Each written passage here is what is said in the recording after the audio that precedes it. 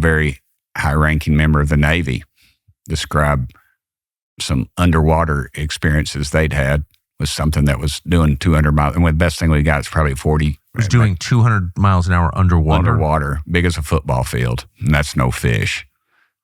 So is it possible, given our current understanding of physics, for any man-made machine to go anywhere near 200 miles an hour underwater? Not with our technology, no. The best we have is probably in the high 30s. And he was converting it. Of course, knots is what the Navy guys would do, but there's nothing. If I fire a 30-06 or any high-caliber rifle underwater, it doesn't go 200 miles an hour. I can probably catch it in the length of a swimming pool or so. Yeah, or it just falls down. Yeah, that's what I'm saying. I mean, it's like... So we've got, and this was described to me in areas, and I was quoted on some. I was just all I do is quote people that have knowledge. But this was one that was he was talking about. There are 5 or 6, I think, deep water areas of the ocean. You've traveled a lot. I have not.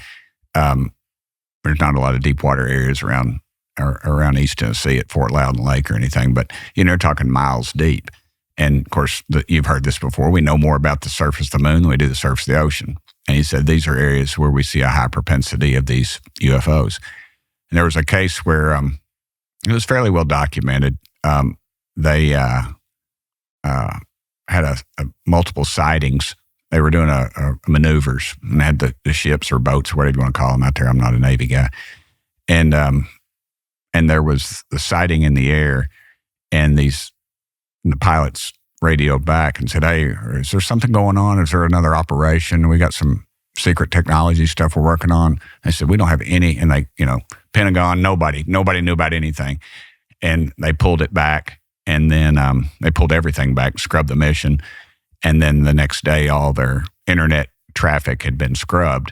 But this guy was kind of a wonk, and he'd made copies of it. But the point I have there is, why would we risk multi-million-dollar apparatus? And why would we put something in the air around our best pilots that could have a crash? Because these guys are talking about there's actually, they've come close to collisions. Why would they do that? They would not do that. No, that would be stupid. No, I mean, there's even, I always say military intelligence, a whole lot like congressional ethics. I don't think it really exists much anymore. I've noticed. But anyway, it's I just don't think that we'd be risking that. So that's my proof that it's not ours. So how many military personnel have you spoken to about their personal experiences with these things? I'd say, I don't know, 8 or 9, 10 maybe. But I have to be real careful because I'm clearly somebody out there, and I'm not backing down on it. I'm not ashamed of it or anything, but You have no reason to be ashamed of it. No. Why would you be ashamed of it? Well, that's what they try to do, is they try to shame people. Oh, are you hiding relevant secrets from the American public? I don't think you are. No, but why aren't they ashamed? Well, I have to be careful about the white flags, the stuff people bring me that's not real. Well, that's why we're talking to you. Yeah. Well, I've had a lot of people come to me with stuff like that. Yeah, and I got these pictures, and I want to show you this. I've got this.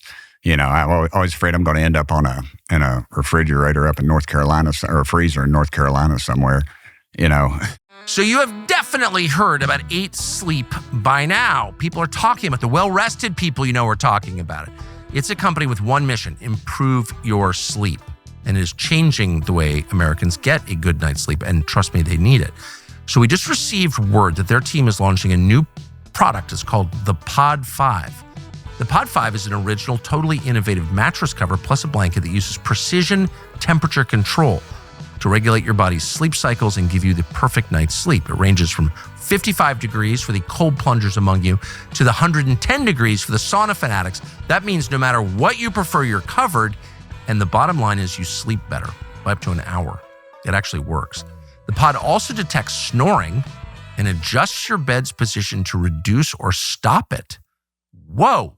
Beleaguered ladies across America rejoice as one. Everyone here can tell you there's no better way to be alert, productive, and happy than by getting a good night's sleep, and 8 Sleep can help. Visit 8sleep.com/Tucker. Use the code Tucker to get $350 off your Pod 5 Ultra. If you don't like it, just return it within a month, but you're going to love it. 8sleep.com/Tucker.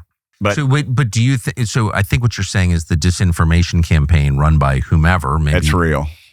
Well, it's definitely real. And I assume it's run by the U.S. government or its satellites and the defense contractors. But part of the way that they discredit people who are interested in finding out what this is by telling them false things. And then they tried to destroy their careers. They did that to one of our guys. One of the very first person, the first hearing we had, if you remember, some weekly newspaper reporter found out that one of the guys suffered from PTSD because of his military career. You know what? In Tennessee, we embrace that. My daddy fought on Peleliu in Okinawa, and to the day he died, I never woke him up over the top of him. I always woke him up by his big toe, because he might have woke up on one of those dadgum islands and pinned me up against the wall. And we celebrate our heroes. But Washington, D.C. just destroys them. And to think that a weekly newspaper found out this guy's medical history, which is a total violation of the law, somebody should go to jail for it, but nobody did. They tried to destroy this guy. And that's what happens to people in Washington, D.C. That's what happens to our military heroes when they step out of line because of the sewer or deep state or whatever you want to call it. But that's what they, and that's why we need real whistleblower protection for them. Well, I agree with that completely, which we don't have. No. And by the way, I know 2 whistleblowers who are living outside the country because they can't come to the United States. Sure. And I'll have people I've had people call me. One last thing, I'm in the Longworth building. It's no secret. It's public record.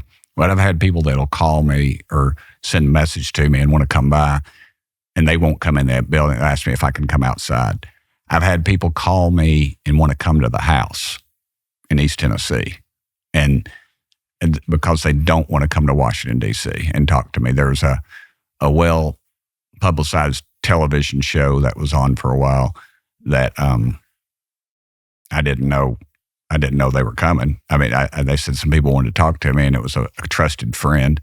And I said, sure, send them, bring them come on up to D.C. And I said, well, they don't want to come to D.C. And they drove from wherever to my house in East Tennessee on a Saturday afternoon. And then they put some stuff on a screen that was pretty compelling. What was it? It was aircraft flying at just crazy stuff that we can't do that would turn you or me into basically a catch-up package. It was not... no human being could handle the G-force. No, not at our... Well, with the technology we have, the G-force would just have tore them apart. And, was it unmanned or whatever? I don't know. But these guys, and one of them was they were scientists. Several of them were scientists. And they came to see you. They came to see me. Yeah. And because it's kind of. Wait, so what do you do with that information? I try to grasp it within my very small brain. And what am I supposed to do with that? I ask God all the time, what do you want me to do with this stuff, Lord? And right now, I'm just got to get enough disclosure. I've come to the realization that nothing is ever going to happen, Tucker, until we have somebody in the White House that says enough is enough and just discloses it. And I hope President Trump, I have discussions with him privately and other times, and I'm not.